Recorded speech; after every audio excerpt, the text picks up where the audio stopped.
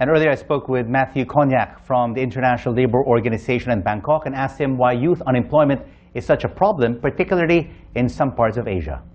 Well, I think that we have to be concerned by the fact that young people, despite many attempts, still do not have the jobs that they want and that they deserve. Systematically, they are the last in terms of economic growth, and they're also the first out in times of crisis, and obviously we're living through a crisis.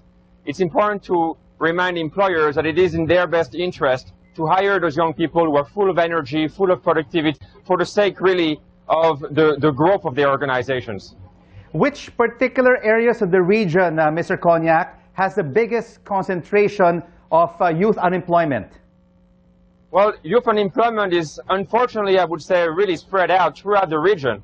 You're talking about, some disparities a little bit more in Southeast Asia and the Pacific than in East Asia, and somewhere in the middle you would have South Asia.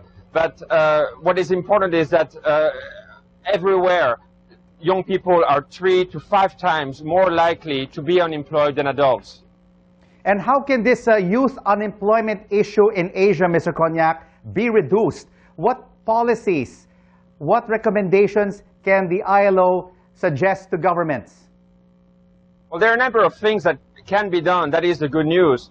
And the first thing is to actually stop discrimination and look at young people for what they have to offer, which is the energy and the productivity that they have. Given the current circumstances, Mr. Cognac, do you see this youth unemployment number over the next 2 years increasing or decreasing?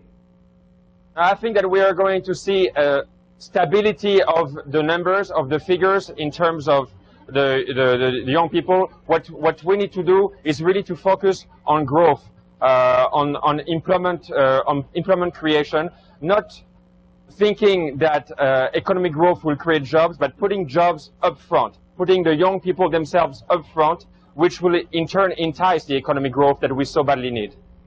Matthieu Cognac from the International Labour Organization.